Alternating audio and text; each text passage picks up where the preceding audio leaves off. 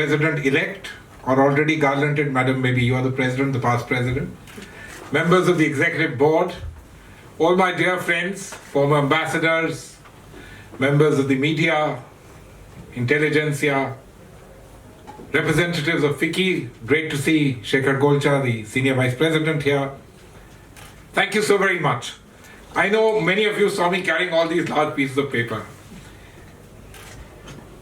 I don't intend to read from them, but I want to thank Nikki for something very special.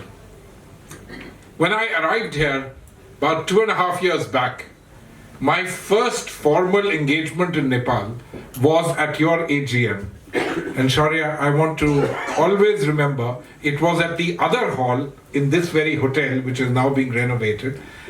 And I can not forget the fact that you gave me the first formal introduction to issues and raising matters of a substance and a substantive nature. And I'm very happy today to have taken the aide-memoire which you have prepared, because it lists down specific areas in which governments can work together to ease matters for the private sector, and I think that's what I would call a constructive approach. But Shaurya, Your Excellency, the Honorable Minister, you will excuse me if I reminisce a little bit about the fact that I've been here for nearly 3 years.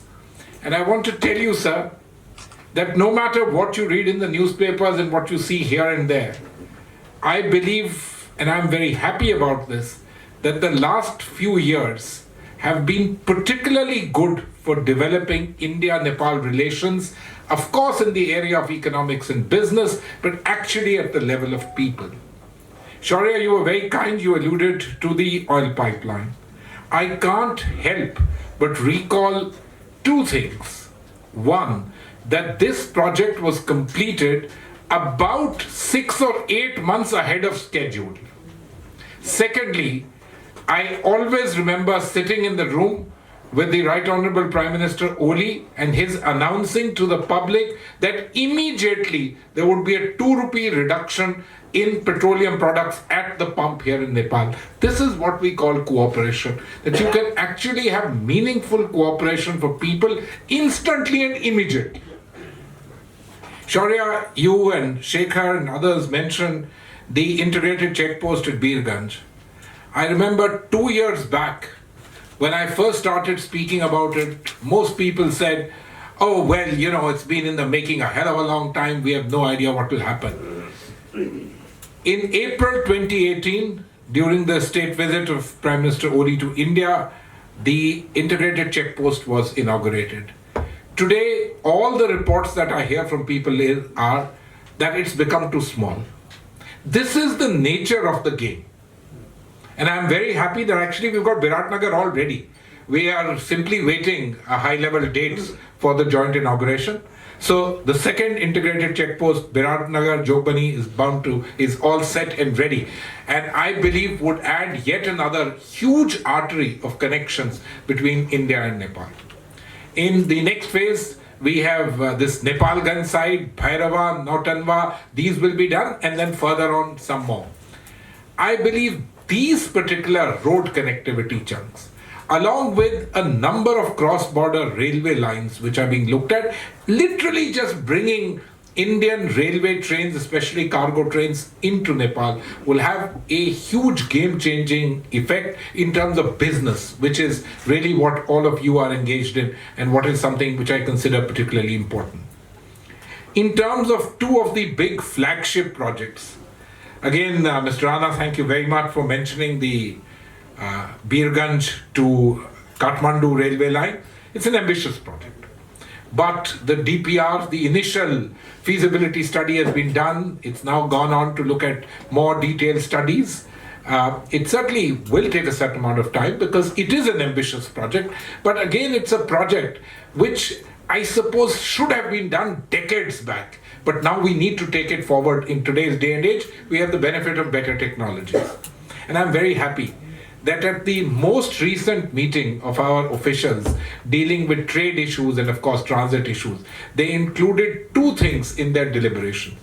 One was this bulk cargo and this whole business which had been hanging fire for quite some time.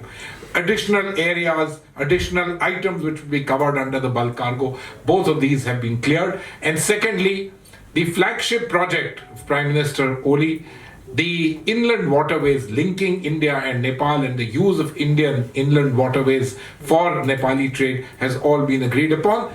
I sincerely hope that we may be able to carry out a sort of a preliminary pilot check of bringing a small survey vessel all the way up the Gandak River somewhere in Nepal. I think its signaling would be fantastic. Technical people are working on it. We need to see how this goes forward. Your Excellency, it was mentioned here that FDI, and we do remain the largest in cumulative terms, largest, I suppose, also in terms of actual realization, but that the numbers remain low. Excellency, I'll leave a small and simple thought with you. When I started my career, and I have an MBA, and I started working with Unilever in India, so I have a fair amount of experience of working in the private sector. All my friends and colleagues and others in India, the moment a company became somewhat mature and was willing to look overseas, its first objective was to invest in Nepal. Sir, I'd like you to also introspect. I do a lot of it. I try and often tell my friends in India why it's not happening now. It's not the case anymore. It's just not the case anymore. Anybody who becomes somewhat big in India looks right across the world, but are extremely hesitant to come here. And I would like you to think about it. Remember, you're not a small country. You're not a small country in absolute terms. You may be small in relation to India and China, but at a population of 27 million, you're certainly not a small country, and you're going places with Samrid Nepal, Khushi Nepali, wanting to be a middle-income country by 2030. You're a very interesting market. In any case, you are one of our largest export destinations. And yet, why is it that the best and most interesting guys feel hesitant to come here? I think this is something, sir, Your Excellency, at your level, others in Nepal business and the business community need to think about it. Because I would imagine that just as India would be virtually the first choice of investment for any Nepali company willing to invest overseas, Nepal should be the first point of investment for any Indian company willing to step out of the shores of India. I know the story of arbitrage, but that's an old story. That's gone a long time back. We are all now in the serious business of wealth creation. We are in the business of servicing domestic markets. We are not just in the business of taking advantage of duty differentials at different places, etc. Yet, there is a great deal that can happen. But let me also give you some very nice examples. In the old age, much of these things used to be because of these duty differentials. People set up factories on the border, hoping to tap the Indian market. That's not going to be an easy task. It won't. Why should an investor whose market is in India invest in Nepal? Please think a little bit about that. But let me tell you some good stories. A fantastic company in India which invests in animal vaccines has invested here. Of course, I'm happy to see Shekhar, their partner here. A global company from India wanting to invest in Nepal, not for the Indian market, not even for the market in Nepal, but global market. These are the kind of possibilities which exist and possibilities which we must take advantage of. But Your Excellency, I would be remiss if I didn't mention one or two things. One, and perhaps the most important, is you have to look at all of this perhaps in a manner that India looked at about 20-25 years back when we were faced with a very serious foreign exchange crunch and we decided we had no choice, we had to open our economy. I see Ambassador Durgesh Mansingh sitting here, Dr. Manmohan Singh, student, fellow, friend, etc. But people took the stance. And today under Prime Minister Narendra Modi, we are working hard to try and do a lot of reforms, 2.0, 3.0, etc. Many things are not going particularly right because the global economy itself is in a bit of a turnstile. But we are trying to make a lot of efforts. And I want to leave this thought with you, that as the Indian economy marches towards the $5 trillion mark, it may take a year or two more than whatever is said, but that's the ambition and we remain on track. You have the greatest advantage. As the one country, the one market, the one business community which knows India, And you have the greatest advantage. Please take advantage of it. Similarly, take advantage of getting our people to come to your side. Sir, I leave two particular thoughts with you. One is the IPR issue, which has been mentioned, but this is a global issue. You need to look at it, what you can do about this. The other is in terms of labor regulations. So we have all gone through this phase. India in particular has gone through this phase in a big way. But I would like to leave with you the thought that you need to look at what are the possibilities for wealth creation. Distributive justice is important, sir. I also come from a background which believes that distributive justice is extremely important. But I think we also need to understand that we need to enlarge the cake. The wealth creation aspect and business communities everywhere are, I'm afraid, very clear in their mind. If it doesn't create wealth for them personally, their shareholders, and every other element in their system, I'm afraid they become extremely hesitant. You have to remember, it's the shareholder. It's the shareholder that matters. All the other elements are on a supply and demand factor. So I leave this thought very strongly with you, sir, on all of this. I personally believe connectivity, and connectivity at the level of people is the next generation of where we are going. And I want to touch upon two specific areas here. And I will come to hydropower. I'm certainly not forgetting that, let me assure you, Mr. Pradhan. One is civil aviation. Why is civil aviation important? It's important because all of us have started having a little bit more money in our pocket. Gone are the days when vast numbers of people just couldn't think of getting onto a flight. But today that isn't the case. Many people from working class environments have the potential, and the prices of flight tickets, etc. have come up. Look at the bus services between India and Nepal. All of them are Volvo and Wi-Fi. These are the two most important things. If you want your bus service to run and you want it to be successful, it doesn't have Wi-Fi and it doesn't have air-conditioned reclining seat. Believe me, no matter what you talk about, that people at the lower end of the employment spectrum are taking it, they don't take it. But the ones which have this, they are absolutely full, even though it takes 12 hours, 13 hours to reach the Indian border. Similarly on civil aviation. And I think my government too, and it's been my effort, and it shall remain my effort even after I demit office, that we must encourage cooperation in the area of civil aviation with flights not only from Kathmandu to different airports in India, but from different airports in Nepal to different airports in India. Believe me, sir, if there were flights running from, let's say, Janakpur to Patna, there would have perhaps more passengers than you would have flights running from Janakpur to Kathmandu. This is not a reflection of how things should be. This is a reflection of how things are.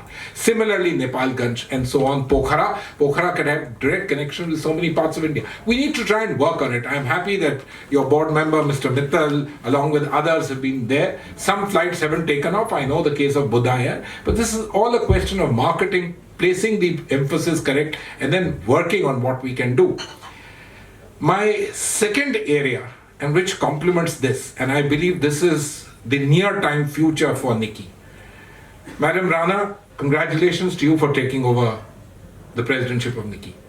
The fact that you come from the Visit Nepal here related industry, tourism, and the fact that at least one of your board members is a member of another industry closely linked to Visit Nepal.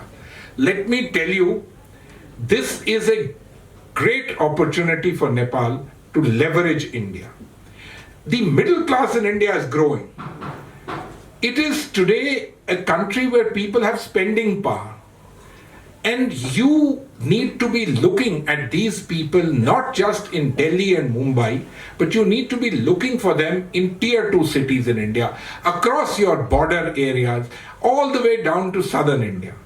Don't forget all the guys coming to Muktinath, all the guys going to Kailash Mansarovar. In Nepalganj, the higher the cost of a hotel room, the less the chance of your being able to get that room. The small hotels are all empty. The soltis are all full. People have wealth, they have abilities. You need to leverage their abilities to spend. You need to see what you can do about it. And I want to tell you, I believe India should be a very important target for you, not just Delhi, Mumbai, the MICE market, the weddings market and so on, but the border areas. please go and see what that hotel in Bhairava is achieving. Only as a result of that, what the hotels in Chitwan will do, your own Jagatpur Lodge. If you keep your focus quite clearly where the wealth is, and wealth is in some of these smaller areas.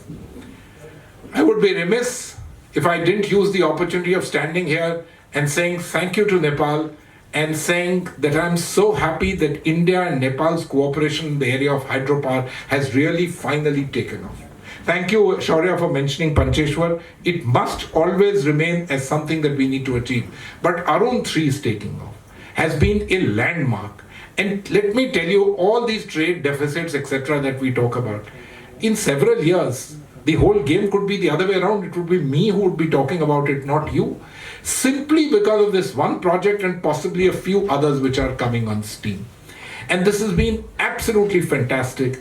I'm glad that recently we've got the National Hydropower Corporation of India, the largest hydropower company in India, also involved in Nepal. And as we try and take these things forward, the limitations on what we can achieve in terms of the economic trade between India and Nepal can become very much larger than what we have been achieving at the present time. I'm also glad that, in various ways, our cooperation in the area of electric power has done well. The cross-border pipe transmission lines are doing well. You're evacuating a fair amount of power from India. And no matter what I hear that you wish to reduce it, remember it comes at an economically extremely competitive tariff, which in the end means more money in the pocket of Nepali consumers. And that's something that you need to internalize, and you need to think about it yourself. Your Excellency, I'm sure, taken more of the time than was allotted to me, but I've taken indulgence of the fact that A, I'm the patron of Nikki, and B, this is the last time that I'm going to be speaking here. So thank you so very much for giving me this opportunity.